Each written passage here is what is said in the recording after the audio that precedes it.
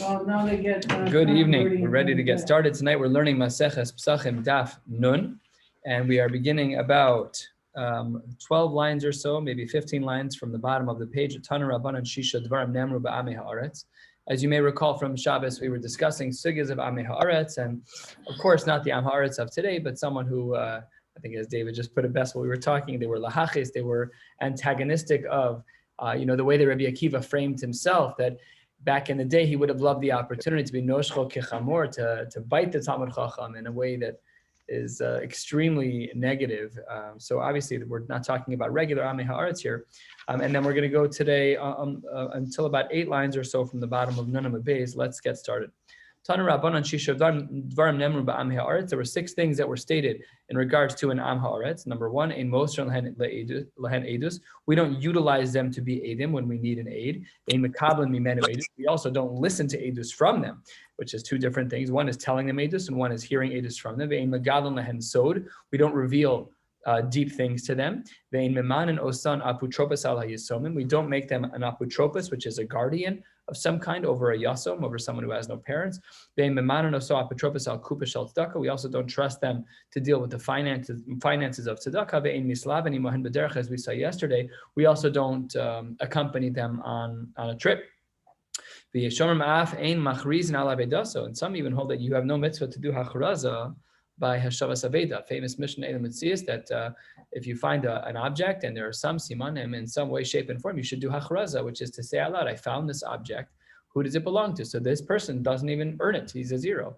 We don't have a halachic obligation to, let's say it in a halachic way. The mitzvah of Hashavas Aveda disappears for the Am Haaretz. It seems from the Gemara that way. Why didn't the Tana Kama write that? The Tana Kama answers the Gemara, because you can't always throw out the baby with the bathwater. Zimnin, sometimes the nafik minei zara ma'alya. Sometimes he has children who are wonderful. It does happen. It does happen that you have a tzaddik ben Russia. There are scenarios like that. And then that child can be the beneficiary of that lost item, and therefore Hashavas Aveda should still apply. That's why the Tana Kama didn't include it in his list of 6. Shnei Amar Yachin, one person will prepare, but tzaddik yilbash, and a righteous person will be the beneficiary, his children. We said in our Mishnah, the whole discussion about if someone accidentally takes meat from Yerushalayim, it's really kodshim, it should not have been brought out of the Mikdash. And we said in our Mishnah in the Gemara that you have to go up to Tzofim, there's either a city, the Kol Tzofim, or a place where you can see the Mikdash, whatever the case may be. And there in the Mishnah, we said that there were different shitas of what size we're concerned about. Not in the Mishnah, the Gemara, and the Brisa, about what sizes we should be concerned about. Let's say I took a tiny little morsel of food. Is that enough to force me to go back to the Mikdash to burn it by the bira? So there we saw machlokas, whether or not it's a kibetza or a kazais. It says the Gemara at the 2 dots, 8, 9 lines from the bottom of the page, Mem Testament base, says the Gemara, the Memra, this implies the Rabbi Meir savar kibetza u dechashuv, that Rabbi Meir seems to say that a kibetza, that's an amount. That's the amount that we're concerned about. That's a chashiv amount that you have to return for. Rabbi Huda says, no, it's much less. Savar kizais nami chashiv, even a smaller amount of a kizais, which is half of a kibetza. So that's an amount that we should be worried about. Says the Gemara, I have a source in the Tanaim that disagrees with this shita. 8 lines from the bottom of Mem Testament base, says the Gemara, ad kama hein mezamnin. This is a halacha from Maseches Brachos. How much food do you have to eat for a mezumin? So it says the Gemara, it depends. Ad kazayis. It's a stam Mishnah's Rebbe Meir. There's no name there, but we do attribute that statement of Ad Kazais to be Rebbe Meir. Well, that's the opposite of what Rebbe Meir just said a line above. A line above, Rebbe Meir said that the amount of food that we have to be concerned about that you take out of the Beis HaMikdash that you then have to bring back is a kibetza. Yet here by Hilchos benching, he says that it's not the case, it's only Kazais. And the reverse is also true by Rabbi Yehuda. Rabbi Yehuda Amar Ad Kibetza, they reverse their shitas. Says the Gemara. One answer says, Amar Rav Yochanan Muchlefes HaShita. You're right, there was a mistake somewhere, so we have to flip one of the shitas. Seemingly, we're going to flip this shita, and what that would then mean is that Rabbi Yehuda does the shita so as a kezayis, and Rabbi Meir does the shita so as a kibetza. That's answer number 1. Abaye Omar, 5, 6 lines from the bottom of the page. Abaye Omar lo tepuch, do not switch the shitas. There's a reason why, by the halachos of benching, that there's a different approach for Rabbi Meir and Rabbi Yehuda as there is here. By benching, Rabbi Meir says a kezayis, and over here by the kachim, he says it's a kibetza. So why does Rabbi Meir distinguish, and why does Rabbi Yehuda distinguish? Says the Gemara, lo tepuch, hasam b'kroi plige. Over there, and by benching, they're arguing about pshat and a pasuk. But over here, hacha b'svara pligi. This is a beautiful explanation the Gemara gives right now. Hasam b'kroi pligi. What pasuk are they talking about? The pasuk ve'achalta v'savata. So there's 2 ways to understand that pasuk. Rabbi Meir savar ve'achalta. zo achila. When we say achalta, we define achila as achila, like regular, like a kizayis. The savata zo shasia, when one is satiated, that's not talking about achila. That's talking about a liquid. How much is achila stam ve'achila b'kizayis? However, that's when you separate the words ve'achalta and ve'savata. But according to Rabbi Yehuda savar ve'achalta ve'savata, those are together. Achila sheyesh basviya ve'ezo zo b'kibetza. Rabbi Yehuda says we don't make the drasha where we distinguish and separate the word ve'achalta and ve'savata. No, they're together. What type of achila is bali de svia? That's only if you eat a double shiur, a double kizayis, which is a kibetza. And that's why over there by Maseches Brachos, by the halachos of Birkas Hamazon, there the shiur is different because we're basing it on the pasuk, and they understood the pasuk differently. But hacha b'svara pligi. Here we're dealing with the svara in regards to when we have to return the kachim to the mikdash. What are the svaras on both sides? The Rabbi Meir savar chazaraso ketumaso. We decide what needs to be returned based on what needs to be returned if you accidentally took it out of the mikdash. We decide what needs to be returned based on its similarities to tuma. Just like we know that a food item cannot transmit tuma unless it is the shiur of a kibetza, that too is exactly the same shiur for chazara. But Rabbi Yehuda argues, Rabbi Yehuda savar, he says, as we turn to the top of Nun and Aleph, chazaraso ki isura. No. The chazara that we're obligated to bring back the meat to the mikdash that we accidentally, inadvertently took out is not based on a tuma status of a kibetza, but it's rather based on a shiur achila of iser, which is kizayis. Therefore, my isur bekizayis af chazaraso bekizayis. And then a dissenting opinion to all of this, Tanya Reb Nasan Omer zeh kishtei beitzim v'lohodu lo chachamim. And some say that's not true, both by chametz and by kachim, that it would be a shiur of shtei beitzim, which is even more than we've been talking about at all. We've been talking about a kibetza, so it's a much larger shiur. V'lohodu lo chachamim. While we're talking about Yerushalayim, the Gemara picks up on 3 psukim from Sefer Zechariah. Zechariah, as we know, is one of the last of the Nevi'im that we ever had. Chagai, Zachar, and Malachi were around for elements of the Anshe Knesset Hagdolah, and after that we had no more Nevuah. With the Churban Beis HaMikdash, Nevuah was removed, and famously it was removed to Shotim and Ketanim. We don't even know what that means, but sometimes kids say the darndest things, sometimes it could be. We don't know when, we don't know what, we don't know how. But people who are shotim, who are mentally incapacitated in one way or another, or children, sometimes they say things that are prophetic. We don't know how to be mavchen bein zelazeh, but that's what the Gemara writes elsewhere. I don't remember where, but the Gemara writes elsewhere that the Nevuah was given to Shotim and Ketanim. Nevertheless, these 3 psukim that we're going to analyze are from Sefer Zechariah, and the very last parak of Sefer Zechariah, which is parak Yud. The pasuk reads, "V'haya bayom hahu lo yihyeh or yikaros v'kipaon." On that day, by the time of the Messianic era, lo yihyeh or yikaros v'kipaon. What do these languages of yikaros v'kipaon mean? So it says the Gemara, "Ma yikaros v'kipaon." 3 answers. Amar Rabbi Elazar, zeh or she'yakar ba'olam hazeh v'kafui la'olam haba. The light that's most precious, not the most precious, a precious light in this world is the sun. But the kipaon, it's as if it's frozen, it's as if it's irrelevant in the next world. So that's the kafui la'olam haba in the next world. That light, that's a 0 compared to the light of olam haba. It has no comparison at all. Rav Yochanan Amar, Elu Negoyim ve'oholos. No, this pasuk is teaching us that to learn Negoyim ve'oholos, that's super heavy. A different language of the word yakar, a kvedus, a very heavy weight. It's difficult to learn Negoyim and oholos. And by the way, if Rav Yochanan is saying that it's hard to learn Negoyim ve'oholos, you should measure yourself a little bit if you think you understand what's going on. We don't understand these things. They're too hard to understand. But sheyikarin hein ba'olam hazeh v'kafui hein la'olam haba. If we're kona a little bit here, then by the time we get to Olam Haba, then we'll have a little bit of a better understanding there. And a third answer, Rabbi Yeshua and Levi, Amar Elu b'nei Adam she'yakarin hein ba'olam hazeh. There's some people who in this world seem to be so chashuv. The white picket fence life, they've got money, they've got looks, they've got everything going for them. It's great, it's wonderful, they learn, they've got everything going for them. So there says the Gemara in the name of Yeshua and Levi, Elu b'nei Adam she'yakarin hein ba'olam hazeh v'kfuin hein la'olam haba. They seem to be the reverse in the next world. And the Gemara we're about to see is a very well-known Gemara, and it's also used as a catchphrase that people use of Olam Hafuch Ra'isi. And here is this one of 2 Mari Makomos, the first in Shas, the second is in Bava Basra. And the Gemara says that this line of Rabbi Yeshua and Ben Levi is Kihad Rabbi Yosef, although if it's like his son who said it, Rabbi Yeshua ben Levi and his son. He had the Rabbi Yosef, Rabbi Yeshua ben Levi. Where did Rabbi Yeshua ben Levi get his line from? That there are people in this world who are the opposite. He got it from his son because his son was sick, chalash.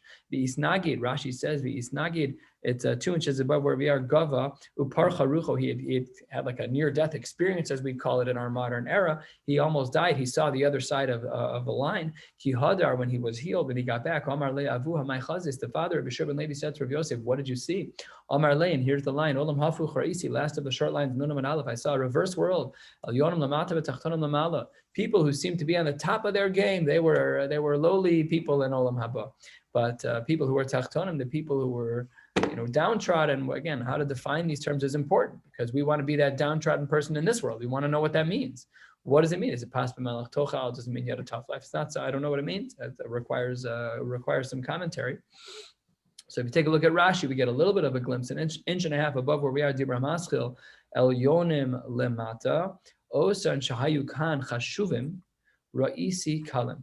Those people who seem to be chashuv here. So maybe it's people who pursue chashivas. What if someone's chashuv because they're a Talmud Chacham? We'll see in a moment that that's an exclusion. But anyways, it's olam hafuch ra'isi. First of the long lines, Amarlo bini olam baro ra'isa. You saw clarity. That is taka the way things are. That those who appear to be chashuv here are the people who are not so chashuv there. V'anan heichi hasam. How about talmidei chachamim? How about people who are involved in Talmud Torah? People who are sitting and steiging, sitting and learning.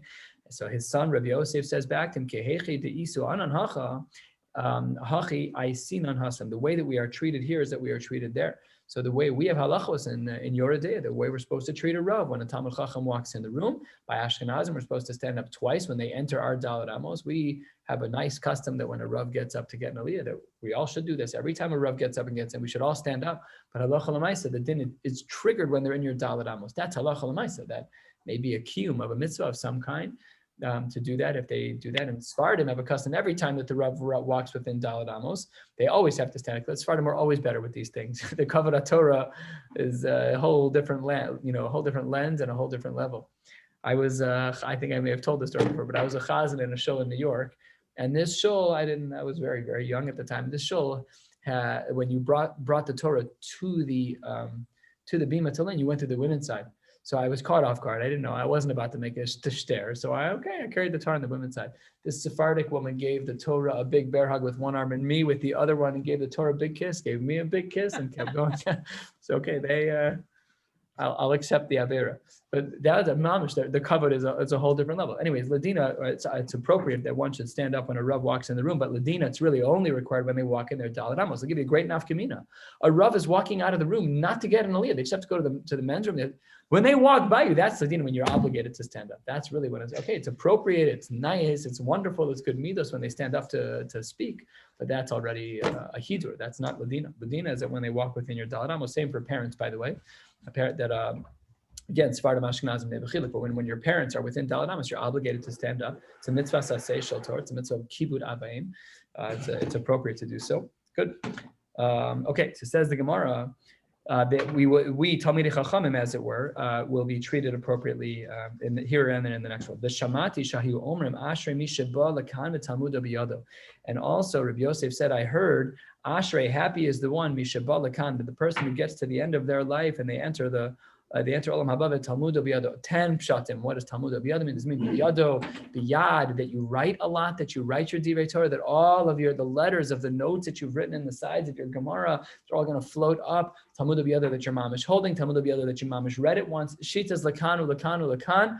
And we should do our very best to be Talmud Biyado. We should try to tfisa on Shas, whatever that means for each of us. Shamati as well. Shahiu Omrim Haruge Malchus Enodem Yachol Lamod B'Mechitzas. This we know intellectually that someone who's given up their life, their Haruge Malchus, Pashut, that those people are in a special place. So Uman Ninhu, who are these people that are referred to as Haruge Malchus, Ilema Rabbi Akiva v'Chaveirav, the people who we know from the famed Asara Haruge Malchus, if that's what we're talking about. But that wasn't their only merit. Mishum Haruge Malchus v'Sulo, but they were also Talmidei Chachamim Matzumim. They were remarkable people in their own right. It's not only it wasn't the only. It's the highest level. Don't get me wrong, but it's not the only thing that earned them such a remarkable spot. So it says the Gemara, you're taka right, Ela Haruge Lud. We're talking about the two brothers, says Rashi, Dibra Maschel, Haruge Lud, 2-3 inches above where we are. Rashi says, Haruge Lud, Shnei Achem Hayu. Lulianus and Papus, and it doesn't say it here, but that's the names of them. Shemasru Atzman al Yisrael. They gave up their lives to save the Jewish people. There was a decree that someone had killed Sheholdu al Atzman Harigas Bas Melech. Someone had killed the princess Shaimatil and Osal Kol Yisrael. They were going to destroy the people, so they were not guilty. But they said, if we don't step up, so then they're gonna demolish the Jewish people. Better the two of us should die than thousands of others should die. They were innocent and they ended up being killed. They were b'mechitzas and they were in their own place in Olam Haba. Very, very, very lofty level. Again, these are not people who were known to be the Rebbe Akivas of the world. They were quote unquote your average Jew. Obviously, they weren't so average because they made a decision that is just hard to fathom. And that is pasuk number 1. Again, our Yerushalayim connection from the Mikdash. From when we bring the kachim out by accident past Sofim, fine.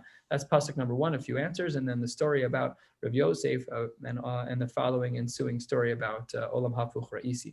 Pasuk number 2, the pasuk reads 5-6 lines down into the wide lines. Bayoma hu yiyeh al metzilos hasus kodesh l'Hashem. What does metzilos mean? On that day in the Messianic era, there will be al metzilos Hashem hasus, and the metzilos. We'll see what that means. Of the horse, kodesh Hashem, it will be sanctified. My metzilos hasus. What does that mean? A few answers here too. Rabbi Shub and Levi asid kodesh baruch hu l'asvel Yerushalayim ad shehasus ratzu matzil. That when a kodesh baruch hu, we've spoken about this idea before. I didn't know where it was until I learned Daf Yomi this morning. But the Gemara says that when asid kodesh baruch hu is gonna add to Yerushalayim, and how much is he going to add? So as far as a horse can run until umatzil. So the Meforshim here point out umatzil means from the language of tzel, when he can no longer see his own shadow. When is that? That's when the sun is directly overhead. So chatzos hayom. Now, okay, it depends what your climate is. It's only if you're on the equator, but if you live where we are, the sun goes south, it casts a shadow north. That's not the point. The point is as far as the horse can run until noon, approximately, halachic chatzos, that's how much is going to be Yerushalayim. Rabbi Eliezer Amar, no, it's not talking about adding to Yerushalayim necessarily, but kol metzilos, shetolam, lasus metzilos, bells or accoutrements, the things that you add onto the animal for noi, for beauty, shetolam, lasus beinidav, yakodesh Hashem, those are things that we will sanctify and give to a Kadosh Baruch Hu, we'll dedicate them to him. Rabbi Yochanan Amar kol biza shebozes in Yisrael ad shash asus ratu matzil yakodesh Hashem, the spoils that we will collect in that time, we'll be able to dedicate all of that to HaKadosh Baruch Hu. Again, in the same language, how much spoils do we get within the area in which the animal can run until the sun is directly overhead? And that is, these are the 3 pshatim in the pasuk. The Gemara asks halfway down on Nun Amud Aleph, Bishlam, I understand one of the answers.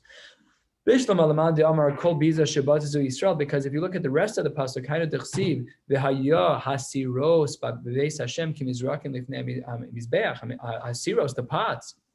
That's the spoils. I understand that answer. You want to tell me you picked up spoils? I got it. That's the continuation of the pasuk. But the other 2 answers that don't speak about spoils. So what are they talking about? What's pshat in the pasuk then? But my v'hayu hasiros b'veis Hashem. So says the Gemara, you're absolutely right. But they're saying that there's another thing, another chiddush that's happening. The first part of the pasuk is for whatever answers they gave for the first part of the pasuk, not about the bizui, not about the spoils. What's the second part of the pasuk? My v'hayu hasiros b'veis Hashem. Nosach risi kamar. It's disconnected from the resha, but to say demis asre Yisrael, again, the second tuf is equivalent to a shin. Demis ashrei, they become wealthy with an ayin. Umisnad ve'umaisi, and they give a lot of donations to the Mikdash.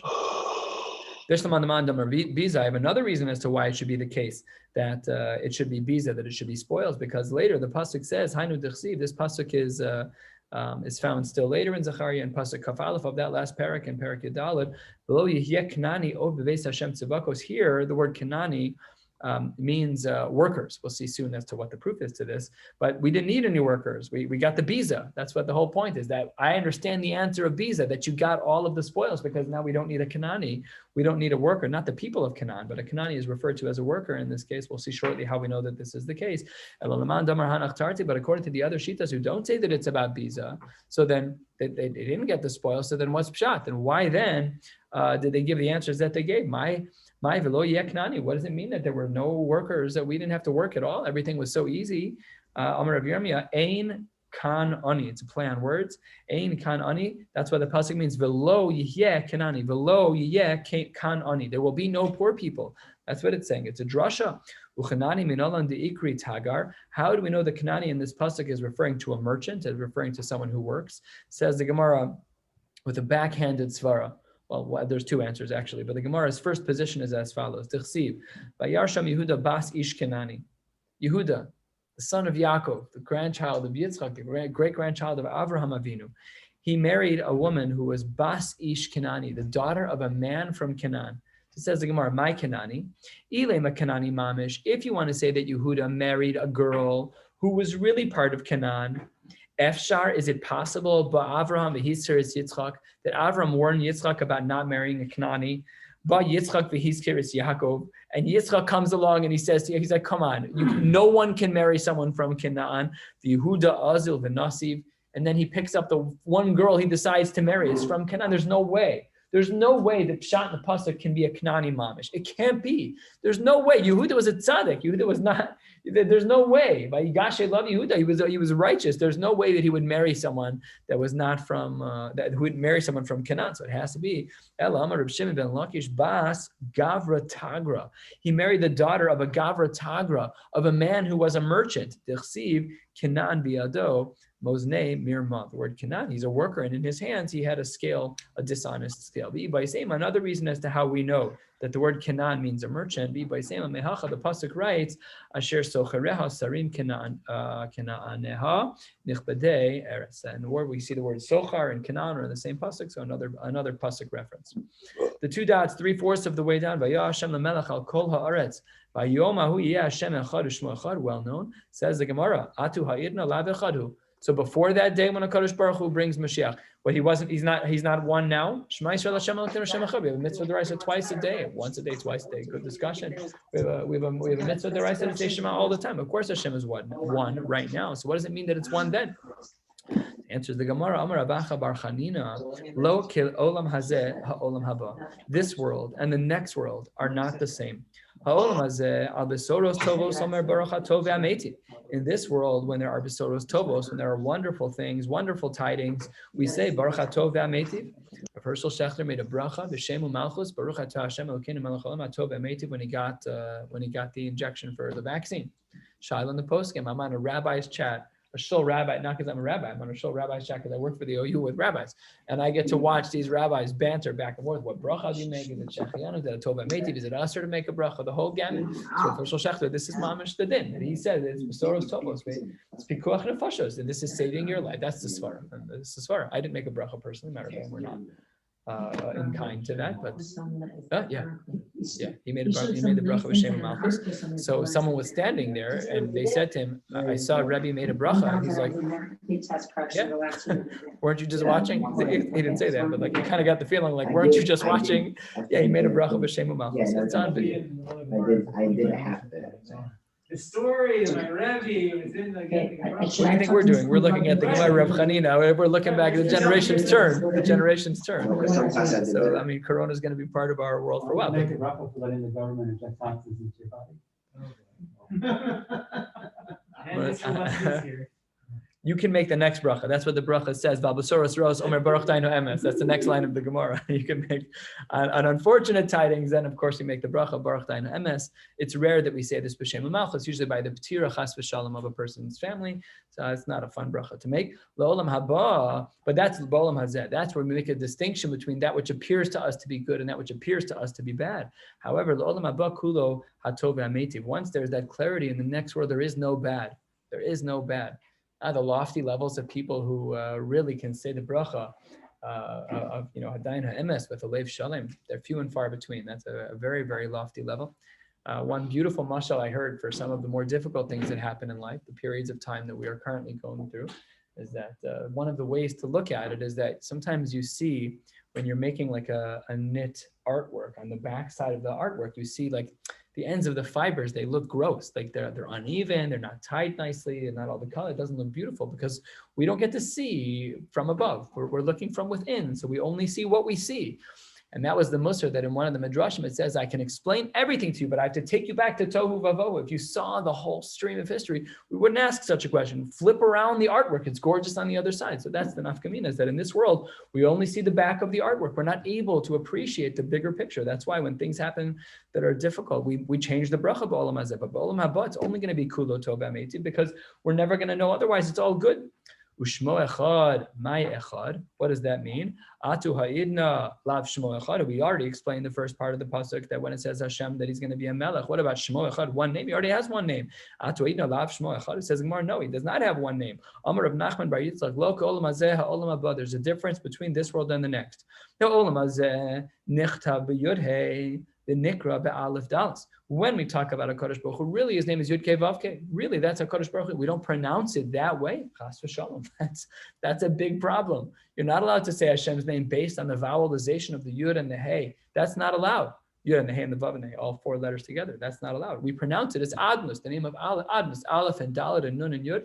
Halacha l'maaseh, you're not supposed to say Yud Kei and Vav Kei. If you say Yud and Hey and Vav and Hey, that's okay, but you cannot spell out Yud Kei Vav Kei straight through. That's not allowed. Other letters are Aleph, Lam, and those you can spell other names, but to spell Yud Kei Vav Kei, and I believe Aleph, Dalet, and Nun and Yud are also included. You have to add a letter, a word in the middle to interject in the spelling.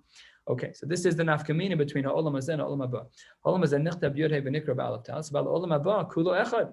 Nikra b'yud hey v'nichtav b'yud hey. Then, in Yirtzeh Hashem, when we all get there after 120 years, we'll be able to call HaKadosh Baruch Hu by His real name. Sava Rava l'midrash b'pirka. Rava wanted to give shiur on this. L'midrash, he wanted to teach b'pirka in shiur. Amar Le'ahu Saba, there was an older person, often referred to as Eliyahu Hanavi. He says le'aleim ksiv. It needs to be hidden. It needs to be hidden. You should not be publicly speaking about this. Leave it alone. Rav Avina Rami ksiv. He says that there's a contradiction in the pasuk. Rav Avina says Zeh Shemi le'olam, hidden. It's a play on the words. Zeh Shemi le'olam v'zeh zichur le'dor. And this is going to be my name. It's mentioned publicly. I'm HaKadosh Baruch Hu. Lo kshani nichtav ani nikra. I am not read as I am written. Nichtavani b'yudhei v'nikra ani b'alef dalas. That when we are still in this world, until we make it Emir Hashem to the next world, again healthy until 120, we're stuck with the name of Adnus, and we cannot really refer to HaKadosh Baruch Hu. It's a gullus of sorts. I can't refer to my parent in the direct way. It's very indirect. Hadron alach elu ovrin, hadron alach elu ovrin, hadron alach ovrin. Yiratzim should come back to this daf in 7.5 years. Starting a new parak makom shenagu. This Mishnah is famous for dozens of reasons. We don't have a lot of time, so we're going to push through now. The Mishnah here speaks about minhagin. Makom shenagu lasos malacha be'erev Pesachim ad chatzos osin. If a person has a minhag that they're allowed to do malacha and erev Pesach. Now, when we talk about malacha and erev Pesach, we're not talking about isur daraisa, skila. We're not talking about any of that. The only Isser Daraisa at Erev Pesach is going to be the Isser of Achilas Chametz. But the Isser of Malacha, so the poskim say you should try to shave before Chatzos, try to shahar before Chatzos, try to get everything done before Chatzos Hayom. But in a makom where there's a minhag to do malacha before until that time, no problem. Osin makom shenagu shelo lasos ein osin. You should follow the minhag of your makom. What happens if you crisscross? Haholech mimakom sheosin lemakom. What if you go from a place where they do malacha to a place where they don't do malacha, or vice versa? Or a place where people don't do malacha on Erev Pesach to a place where they do. Double chumrah. The place where you're coming from, the place where you're going to. By the way, this Mishnah is going to be used extensively in the discussion about Yom Tov Sheni Shel Galios, when an American goes to Eretz Yisrael, and an Eretz Yisrael and they comes to America. Big shilas. The very short version of that sugya is that according to Moshe Feinstein and the mainstream psak is that we always keep chumras lekan u'lekan. If you're an American going to Eretz Yisrael, you can't just decide to keep one day. That's not appropriate. So the post can come up with kulas. You have to own a property. You have to be there for all 3 regalim. A whole big mix of shita. It's a very, very complicated sugya. But nevertheless, the rule of thumb is this: that whenever you are going to a place where there are different minhagim, so then you have to take the chumras of your minhag from where you are coming from, and the chumras of the place where you are going to. Turning to the top of Nunam Beis, Val Yeshana Adam Ibnei Machlokes. One should be careful not to cause machlokes in their deviations from their minhagim. Kayotze, but we're not going to go into detail here because the Gemara is going to deal with it later, not today. Kayotze bo hamolich peiros shviis mimakom shekalu lemakom shelo kalu. Let's say that a person takes fruit from a place where the food has already been consumed by, there's no more food growing for the animals, to a place where it is not consumed, or vice versa. You have to do biur. We'll see what that means. This biur is not the same as the biur for chametz. We'll get to all of this at a later point. Rabbi Yehuda Omer, we have no idea what this means. We'll talk about this in the Gemara in the coming days. My area arbe Pesachim. I don't understand. We said the Isser Malacha by Arbe Pesachim. Why only by Arbe Pesachim? Says the Gemara 5 lines down. Nunam Beis. Afilu Arbe Shabbos says Rabbi Yamim Tovim Nami. The halacha should be the same on Erev Shabbos and on Erev Yom Tov. We should not be preoccupied with other things on Erev Shabbos and Erev Yom Tov. We should try to be as ready as early as we can. We're not talking about Isser Malach in a formal way, about Isurei D'Oraisa or even Isurei D'Rabbanan. You should try to go into Yom Tov, B'nachas, B'ni'imos, try to set the table the night before, whatever you can do to prepare. The Tanya, the Brisa writes, a person who does work from mincha, from the time where one is allowed to daven mincha, so then they don't get siman bracha from that work. That's not going to be profitable work. That's not going to work for you. It will have no payrus. So says the Gemara, why does our Mishnah distinguish? Answers the Gemara, answer number one, hasa mina mincha l'mala hu da'aser, samach l'mincha lo. There's a difference between mina mincha l'mala and samach l'mincha. So one is earlier than the other. So by us, we're going to try by Pesach, we're going to be mina mincha l'mala, is samach l'mincha. And here's mina mincha l'mala, and hacha, and sorry, that's answer number samach l'mincha lo. Oh, hacha mechatzos, excuse me. So one is from mina mincha l'mala, and the other is from chatzos. Mincha is a half hour after mincha, according to some Meforshim, whereas they're talking about the other mincha, which is at 9.5 hours in the day, mincha gdola, mincha ktana. So one answer is that we're talking about the difference between Chatzos Hayom, which is Pesach, versus Samach LaMincha, which is talking about Shabbos and Yom Tov. That's one distinction on Erev Shabbos and Erev Pesach. Inami, another answer, Hasam Simin Brachahu Delo Chazi, Aval Shamute Lo Meshamtin Ale. It's true that you will not get a Simin Bracha, but you will also not be put into Cherem. However, Hacha by Pesach Shamute Name Meshamtin Ale. If a person does Malach on Erev Pesach, they would be put into Cherem, in a place where it's makom shenagu, where they're not supposed to do malacha. Shamute is shamtinon is a language of excommunication, a language of nidui. This comes up all over Shas. It's a good Shas word to know that shamute nami mishamtinon speaks about excommunication. The Gemara now quotes a brisa similarly. Kufa, let's finish off the whole brisa. We only learned part of it.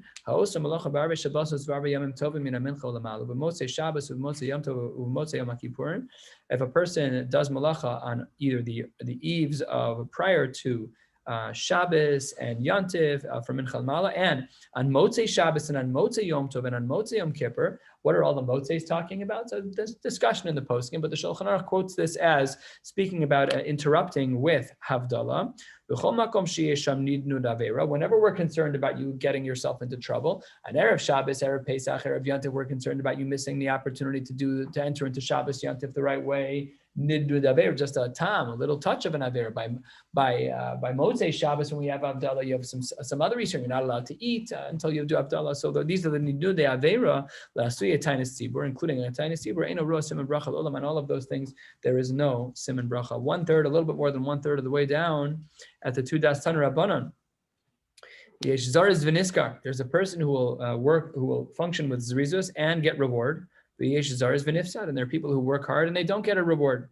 Yesh Shafal V'niskar. There's a person who's lowly and he gets a reward. Yesh Shafal V'nifsad, and there's a person who's lowly and doesn't get a reward. And now let's go through all 4 of these iterations. Our 4 parameters are Zariz and Shafal, and then within each of those, are they niskar or are they nifsad? So number 1, halfway down, zariz v'niskar, a person who works hard and gets reward. That is the avid kula shabta. He works the whole week. V'lavid b'malei shabta. He doesn't work. This is Eretz Yisrael. There's no work on Fridays. So that, I don't know if it comes from this Gemara, but I have no idea. But the point is that if a person saves time on Erev Shabbos to prepare for Shabbos, then they worked hard the whole week. Sheishes yamim tasam malacha v'yom hashvi tishbos. We're going to take a break. Fine. So they're going to take a break as Shabbos comes in. Zariz v'nifsad, a person who works hard but they lose out. That's the avid kula shabta v'avid b'malei shabta. They worked all the way until the last minute before Shabbos. Not a judgment. We're not talking about our culture right now, but this is the idea: is to make sure that we can go into Shabbos properly. Shafal v'niskar. What about a person who is seemingly lowly or lazy? The article used the word indolent. If you use an English translation and you need a dictionary to understand the English translation, it's not helpful. What does indolent mean? I have no idea. So shafal, the person wasn't trying so hard. Let's see what that means. Shafal v'niskar. So lo avid kula shabta, they didn't work the whole week. V'lo avid b'malei shabta, they did 0 work. They're lazy, but they're niskar because they went into Shabbos properly. However, shafel v'nifsad is the lo abid kula shabta ve'abid b'malei Shabbos. The worst iteration is that you don't work all week, and the only day you work is on Erev Shabbos. So then you didn't do it right. Then you're lazy and you got nothing. Then you get no reward for that. Amar Rava, hani nashe de mechoza. There are certain women who lived in mechoza. Afal gavta la'avdan avidita b'malei shabta. They did not do any work on Erev Shabbos, but they didn't do it for the wrong reasons. They didn't do it. It was mishum mifankusa, who we say if a person's a mafunak, they're very particular, they're very prissy, they need things to be perfect.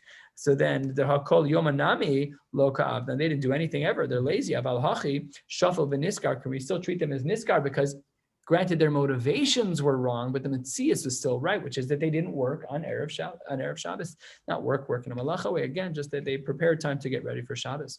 So says the Gemara, speaking of intent, a famous, well-known Gemara, and that is as follows: Rava Rami Ksiv Ki Gadol Ad Shamayim Chastecha. We have a pasuk that says that it's Gadol Ad Shamayim. It's great up until the heavens. Uchsiv, and another pasuk writes Ki Gadol Me'al Shamayim Chastecha.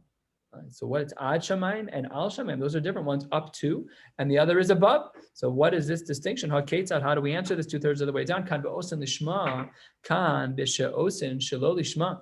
It's an unbelievable thing. When a person does something lishma, they're considered me'al shamayim.